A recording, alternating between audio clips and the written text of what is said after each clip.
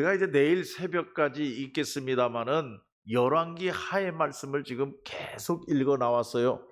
이 열왕기 하의 말씀은 북왕국 이스라엘과 남왕국 이스라엘 나라의 모든 왕들의 이름이 기록되면서 그들이 과연 어떻게 했느냐, 어떤 왕이었느냐. 그래서 북왕국이 멸망을 하고 150년 후에 이제 남왕국이, 그러니까 열왕기하 25장을 마감하면서 이제 내일 읽으면 끝납니다만은 남왕국도 이제 멸망하게 되는 거죠. 이 남왕국의 왕 가운데서 참으로 특별한 왕들이 두 사람이 있어요. 그게 누구냐 하면 히스기야 왕하고 요시야라고 하는 왕입니다. 그런데 이 히스기야 왕과 요시야 왕은 하나님의 뜻대로 하나님 앞에 정직하게 하나님의 말씀대로, 이 두 사람 가운데서 또 특별히 얘기하라고 하면 우리 요시야 왕을 얘기할 수 있어요. 남왕국 유다의 요시야 왕의 이야기는 상당히 길게 나오는데 이 요시야 왕은 어떤 왕이냐? 개혁입니다. 개혁. 다시 말하면 선배 왕들이 우상 섬기고 죄의 길로 가고 더러운 일을 행하고 이런 걸 다 부셨어요. 성전 안에다가 우상을 섬기는 제단을 쌓아놓은 거 다 깨뜨려 버렸어요. 헐어버리고 다시 바로 서자. 이러한 개혁을 이룬 왕이 요시야 왕이에요. 이 요시야 왕이 잘한 게 몇 가지가 있어요. 첫째로는 오로지 성전 중심입니다. 성전 중심이라고 하는 것은 예배 중심이다 하는 얘기예요. 여러분, 우리의 신앙생활이 예배에서 실패하면 끝장입니다. 아무 필요 없습니다. 예배 시간에 시작하면 졸고, 예배 시간에 전화 받으러 나가고, 예배 시간에 다른 생각하고 다 마귀 사탄이 역사하는 거예요. 예배 시간에 패배해버리면 그 사람의 신앙이 패배해요. 그래서 이 요시야 왕은 성전을 재건하고 예배를 회복하는 데 앞장섰어요. 두 번째로는 하나님의 말씀입니다. 여러분, 말씀과 더불어 신앙생활하고 있습니까? 아니면 나와 말씀과는 아무 상관이 없습니까? 말씀이란 오로지 주일날 예배 시간에 나와서 한번 듣는 것으로 여러분 그렇게 신앙생활합니까? 그래서는 안 돼요. 이 요시야 왕은 성전을 재건하면서 그 성전에서 발견한 하나님의 말씀, 율법책을 읽고 그 말씀대로 지키며 그 말씀대로 살려고 노력했어요. 이게 잘한 겁니다. 그리고 또 한 가지 이 요시야 왕이 잘한 것은 뭐냐 하면은 겸손했어요. 하나님 앞에. 하나님 앞에 서기만 하면 겸손하게 엎드리고 말씀하옵소서 내가 듣겠나이다. 나는 힘이 없습니다. 나는 가진 거 없습니다. 하나님이 하셔야 됩니다. 모든 걸 하나님께 위탁했어요. 그렇게 겸손했어요, 하나님 앞에. 그리고 네 번째로 이 요시야 왕이 잘한 것은 뭐냐? 하나님의 말씀을 읽으면서 옷을 찢고 통곡했다 그래요. 이게 회개입니다. 우리 신앙생활에 언제나 회개가 있어야 돼요. 하나님 앞에 죄를 통회하고 자복하는 회개. 그런데 이제 제가 말씀드리려고 하는 것은 이 마지막 다섯 번째로 중요한 것이 뭐냐? 요시야 왕은 철저하게 백성들로 하여금 유월절을 지키라, 이걸 강조했어요. 여러분, 유월절은 뭡니까? 이스라엘 백성이 애굽에서 종살이하고 있을 때에 하나님께서 모세를 보내서 그 애굽에서 이스라엘 백성들을 건져낸 그 하나님의 은혜를 잊어버리지 말고 매년 유월절을 지키면서 그 하나님의 은혜에 감사하면서 신앙생활하라. 그러니까 이게 참 중요하죠. 그래서 저는 오늘 이 말씀을 택해서 말씀을 보면서 오늘은 이 바울의 이야기 아닙니까? 이 바울의 이야기인데 이 이야기를 읽어보면 철저하게 하나님의 은혜입니다. 내가 살아온 것, 내가 숨쉬고 사는 것, 내가 지금 이만큼 건강한 것, 우리 가정이 이만큼 지나고 있는 것, 이거 다 하나님의 은혜입니다. 여러분, 우리가 이 은혜를 생각할 때에 꼭 잊지 말아야 될 은혜가 몇 가지가 있어요. 첫째는 뭐냐? 하나님께서 우리를 죄 가운데서 구원해 주신 은혜. 이거 잊어버리면 안 돼요. 이게 첫 번째예요. 우리는 모두가 죄로 말미암아 죽을 수밖에 없는 죄인이었지만은 독생자 예수 그리스도를 보내주시어서 우리가 깜이 되어서가 아니에요. 우리가 구원받을 수 있는 자격이 있고 우리가 구원받을 수 있는 행동을 해서가 아니에요. 아무것도 하나님 앞에 내놓을 게 없어요. 온전히 우리는 죄인입니다. 그런데 하나님께서 독생자 예수 그리스도를 보내주시어서 십자가에 못 박혀 죽게 했어요. 그래서 우리가 구원받게 된 거예요. 죄에서 자유, 죄에서 해방. 믿으시면 아멘 하시기 바랍니다. 이 하나님의 은혜, 이거 첫째예요. 둘째로 우리가 하나님의 은혜를 생각할 때에 동행의 은혜라는 게 있어요. 동행. 하나님이 우리와 동행하셨다. 여러분, 오늘까지 우리가 이 땅에서 몇 년을 살았는지 모르지만은 어머니 뱃속에서부터 오늘까지 살아오는 동안 하나님이 우리와 동행하심을 믿습니까? 그 은혜예요. 얼마나 감사한지. 내가 힘들면 얻고 가셨어요, 하나님. 내가 힘들면. 하나님은 언제나 지치지 않고 우리와 동행하셨어요. 그리고 세 번째로 중요한 은혜가 있습니다. 그게 뭐냐? 하나님은 우리에게 채워주신 은혜, 축복의 은혜입니다. 여러분, 하나님이 먹여주셔서, 하나님이 입혀주셔서, 하나님이 건강케 해주셔서 여기까지 온 줄 믿으시기를 바랍니다. 모든 게 다 하나님이 채워주신 거예요. 필요할 때마다 내가 물질이 필요하면 적절히 주셨고, 건강이 필요할 때 건강 주셨고, 내가 쉼이 필요할 때 쉼을 주셨고, 여러분, 추워야 할 때는 춥게 해주셨고 더워야 할 때는 덥게 해주셨고, 할렐루야. 이렇게 채워주신 하나님, 이게 얼마나 감사한지 말이에요. 그리고 여러분, 우리가 앞으로 미래를 바라보면서 또 은혜가 있어요. 그 은혜가 뭐냐? 인도해 주시는 은혜. 여러분, 하나님께서 우리를 인도해 주실 것으로 믿습니까? 이건 앞으로의 문제예요.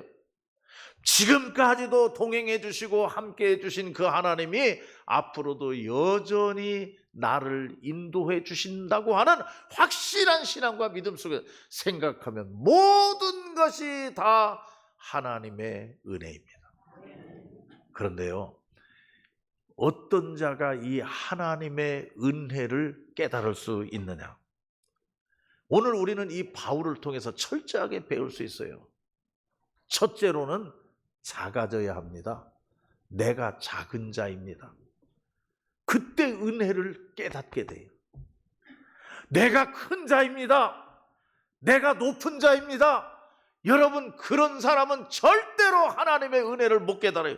오늘 여기 말씀해 보면 9절 말씀 읽지는 않았습니다만, 나는 사도 중에 가장 작은 자라. 하나님, 내가 작습니다. 내가 조그만합니다. 내가 별거 아닙니다. 이런 생각을 가지는 자가 은혜를 깨달을 수가 있다는 얘기예요. 그렇지 아니하고 나 대단합니다. 나 큰 자입니다. 나 높은 자입니다. 이런 사람은 절대로 하나님의 은혜를 깨달을 수 없다. 그러므로 은혜를 깨달을 수 있는 비결, 오늘 바울이 주는 비결은 뭐야? 작아지라 하는 얘기입니다. 하나님 앞에 작아지라. 우리 노래도 있지 않습니까? 당신 앞에 서기만 하면 나는 작아집니다. 자기 부인 앞에 서기만 하면 작아지는 게 아니라 우리는 하나님 앞에 서기만 하면, 할렐루야, 이 성전에 나와서 하나님 앞에 앉기만 하면 하나님, 나는 작은 자입니다. 그때에 우리에게 오는 하나님의 축복이 뭐냐? 하나님의 은혜가 크구나 깨달을 수 있다는 거죠. 두 번째로는 오늘 이 말씀에 보니까 내가 교회를 박해한 자입니다. 내가 교회를 박해한 자입니다. 여기 교회라고 하는 것은 예수 그리스도, 하나님, 우리가 그렇게 했어요. 내가 하나님을 못 살게 했습니다. 내가 예수님을 핍박했습니다. 내가 이 교회를 힘들게 했습니다. 그런 마음을 가질 때에 하나님의 은혜예요. 오늘 여기 바울은 말합니다. 나는 하나님의 교회를 박해하였습니다. 그런데 생각해 보니까 모든 것이 하나님의 은혜입니다. 여러분, 내가 이 교회를 위해서 할 만큼 그래도 했습니다. 나 하나님을 위해서 할 만큼 했습니다. 봉사도, 헌금도 나 할 만큼 했습니다. 이런 사람은 절대로 하나님의 은혜를 깨달을 수가 없다 하는 얘기입니다. 하나님 앞에 나와서 엎드릴 때마다 하나님 죄송합니다. 하나님 앞에 잘못했습니다. 하나님의 마음을 섭섭하게 했습니다. 내가 하나님의 뜻대로 행하지를 못했습니다. 이런 마음을 가지는 것이 하나님의 은혜를, 그런데도 사랑해 주시고 그런데도 여기까지 인도해 주신 걸 생각하면 모든 것이 하나님의 은혜입니다. 그러므로 내가 작아질 때, 둘째로는 내가 하나님 앞에 잘못했을 때, 교회를 핍박한 자라고 내가 깨달을 때, 셋째로는 오늘 여기 말씀에 보면은 무슨 말씀이 있느냐 하면은 내가 자격이 없는 자입니다. 내가 자격이 없는 자입니다. 이게 참 중요해요. 이게 참 중요해요. 오늘 여기 말씀에 보면은 내가 나 된 것은 하나님의 은혜로 된 것이지 또 내가 사도라 칭찬받기를 감당하지 못합니다. 내가 여기 말씀에 보면 내게 주신 그 은혜가 헛되지 아니하여 내가 모든 사도보다 더 많이 수고하였으나 내가 한 것이 아니요. 뭐 이런 말씀 다 나와 있어요. 그러니까 이 말씀은 뭐냐? 내가 다 갖추었습니다. 내가 자격이 있습니다. 나 이만하면 괜찮습니다. 여러분, 이건 문제예요. 그런 사람은 절대 하나님의 은혜를 못 깨달아요. 내가 부족합니다. 내가 자격이 안 됩니다. 여러분, 내가 목사 될 자격이 부족한 사람입니다. 내가 장로 될 사람이 부족한 사람입니다. 내가 권사 될 사람이 부족합니다. 자격이 없습니다. 여러분, 이제 우리가 곧바로 장로님을 선출하고 안수 집사님, 권사님을 선출해요. 근데 모든 것이 하나님의 은혜입니다. 이 신앙 고백이 없는 자는 절대로 돼서는 안 돼요. 마음도 먹지 마세요. 그런 자는. 내가 작은 자입니다. 내가 교회를 위해서 한 일이 없습니다. 오히려 교회를 핍박했습니다. 나는 아무 자격을 갖추지 못했습니다. 이렇게 고백하는 사람, 이 사람은 하나님의, 그래서 장로가 되고 권사가 되고 집사가 되면 이게 다 하나님의 은혜입니다. 그러면서 충성을 다할 수 있다고 하는 말씀입니다. 바울은 내가 사도의 자격이 없는 자입니다. 이렇게 고백했어요. 그리고 마지막으로 오늘 이 말씀을 보면서 바울이 하나님의 은혜라고 생각할 수 있는 그 기본적인 출발이 뭐냐 하면 내가 한 것이 아닙니다. 이게 출발입니다. 내가 한 것이 아닙니다. 지금까지 해온 거 다 내가 했습니다. 이 교회를 위해서 일한 거 다 내가 했습니다. 내가 청소도 했고 내가 봉사도 했고 교회 학교도 내가 지켰고 헌금도 내가 많이 했고 예배당도 내가 다 돌보았고. 그런 사람은 절대로 하나님의 은혜를 깨달을 수가 없다고 하는 말씀이에요. 여러분, 오늘 하나님의 은혜를 깨닫기를 원합니까? 오늘 여러분 하나님의 은혜가 감사합니다라고 하나님께 부르짖고 싶습니까? 그렇다면 내가 한 것이 아닙니다. 거기로 돌아가시기 바랍니다. 내가 한 것이 아니고 하나님이 한 것입니다. 그런 신앙 고백을 가질 때에 여러분 은혜가 될 줄로 믿습니다. 결론을 내리면서 내가 이런 이야기, 오늘 성찬이 있기 때문에 여러분 앞에서도 언급했지만 하나님의 은혜, 가장 큰 하나님의 은혜는 나를 죄 가운데서 구원해 주신 그 은혜, 그거 하나만 해도 은혜가 넘치는 거예요. 어떤 목사님이 이제 설교를 하는데 설교 시간이 되었어요. 설교 시간이 되었는데 설교 강단에 딱 목사님이 올라서더니 이제 설교를 시작하겠습니다 하고는 불을 다 꺼주세요. 캄캄했어요. 그리고 목사님이 큰 그림 하나를 이 앞에다가 딱 펼쳤어요. 예수님께서 십자가에 못 박혀 피 흘리시는 그림이에요. 그림. 그리고 그 목사님이 설교하는데 말은 한마디도 없어요. 지금부터 설교 시작하겠습니다. 불 꺼주세요. 그리고 여러분 이 그림에 집중하세요. 예수님이 십자가에 못 박혀 죽으신 그 그림이에요. 촛불 하나를 켜고 목사님은 그 앞으로 나가서 그 큰 그림에 예수님이 가시면류관을 쓰고 피 흘리시는 그 가시면류관 쪽에 촛불을 갖다 딱 댔어요. 모두가 그게 보이게, 가시면류관이. 아무 말이 없어요. 설교 말이. 설교는 촛불 들고 그거 보여주는 거예요. 조금 있다가는 예수님의 양손과 양발에 못 박아서 피 흘리는 그 모습, 거기에다가 손자국에다가 촛불을 갖다 댔어요. 그러니까 교인들이 다 그거 바라보는 거예요. 그리고 조금 있다가는 예수님의 옆구리에 창자국이 난, 그 창자국 난 피 흘리는 그 옆구리에다가 촛불을 갖다 딱 댔어요. 전 교인이 그걸 바라봤어요. 그러고 설교 끝. 얘기한 거 하나도 없어요. 설교하는데 말로 얘기한 게 없어요. 예수님의 그림에 촛불을 가지고 밝혀줬어요. 예수님의 머리에 쓰신 가시면류관, 손에 못 박은 못자국, 옆구리에 창자국, 거기에 촛불을 갖다 환히 밝혀줬어요. 그런데요, 그날 그 예배드린, 그 설교가 끝나고 그 예배드린 날 예배에 참석한 모든 성도들은 최고의 은혜를 받은 날, 설교에 최고의 은혜를 받은 날, 감사했어요. 목사님께. 말은 한마디도 한 게 없어요.